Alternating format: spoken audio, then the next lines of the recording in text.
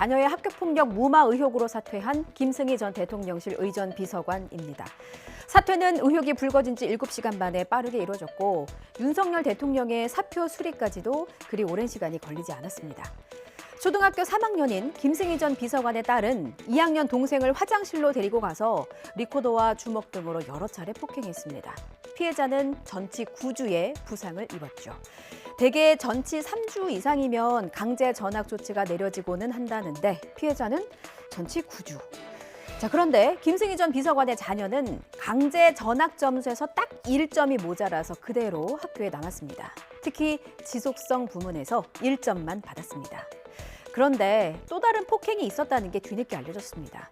학폭이 일회성이 아니었는데도 지속성에서 1점만 받은 이유는 무엇인지 피해자 측의 학부모는 선뜻 납득이 되지 않습니다. 그래서 행정소송 같은 법적 절차도 고려하시는 것 같아요. 교육청의 해명도 들어보시죠. 김태원 기자가 보도합니다.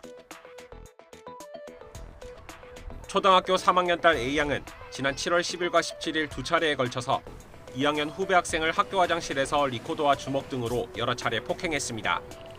그런데 경기도 내 교육지원청은 학교 측의 심의 요청을 받고 2달 뒤에야 학교폭력대책자치위원회를 열었습니다. 도교육청 지침으론 21일, 늦어도 28일 이내엔 위원회를 열어야 하는데 지키지 않은 겁니다. 뒷북 심의 끝에 A양에게 내려진 징계 처분은 강제전학 한 단계 아래의 학급 교체였습니다. 부산에선 재작년 동급생을 상대로 현금을 뺏고 여러 차례 폭행해 전치 3주의 상해를 입힌 중학생이 강제 전학됐고 같은 해 충남에선 눈이 마주쳤다는 이유로 피해 학생에게 전치 3주의 부상을 입게 한 고등학생도 강제 전학됐습니다. 3주 이상 나오면 대부분 다 강제 전학을 보내는 경우도 많이 있죠. 수사를 해서 밝혀내야 될 문제라고 봐요. 그런데 이제 정상적이지 않은 것만은 분명하죠. 또 학폭위 심의에선 심각성과 지속성 등 5개 부문에서 0점에서 4점 사이를 부여해 그 총점으로 조치를 결정합니다. A양은 15점으로 강제 전학이 내려지는 16점에서 1점이 모자랐는데 지속성 부문에서 불과 1점만을 받았습니다. 폭력이 일회성이었다는 이유로 평가 점수가 낮았다는 건데 A양이 학교 폭력으로 신고가 접수됐던 건 이번이 처음이 아니었습니다. 지난 5월에도 동급생에게 언어폭력으로 신고됐는데 피해 학생과 화해했고 학폭위 개최를 원하지 않아 학교장이 자체적으로 사건을 종결했다는 겁니다. 경기도 교육청은 A양이 지속성 부문에서 낮은 점수를 받았던 건 학폭위 내부에서 판단한 것이라 설명하기 어렵다는 입장입니다. 다만 사안 처리 과정에서 부당한 압력은 없었는지 점검해 문제가 있으면 조치에 나설 방침입니다.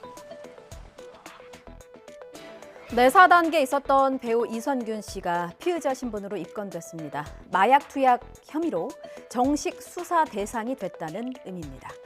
지난달 중순쯤 강남의 유흥업소에서 마약 투약이 이뤄지고 있다는 첩보가 들어왔대요. 경찰이 내사를 펼치다가 수사망에 이선균 씨 이름이 오르게 된 겁니다.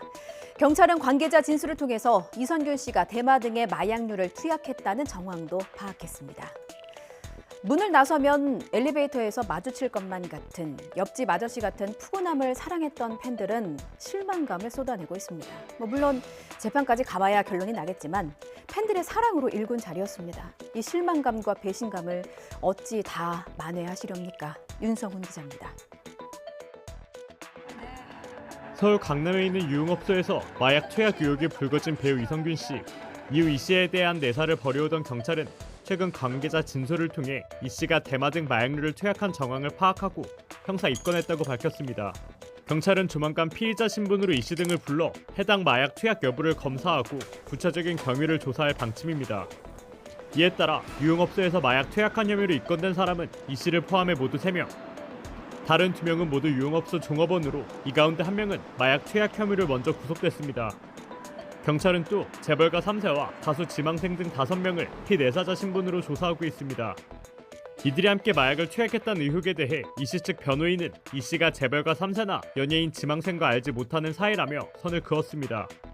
앞서 이 씨 측은 이번 마약 사건에 연루된 사람에게 협박을 당해 모두 3억 5천만 원을 뜯겼다며 관련자를 고소했습니다.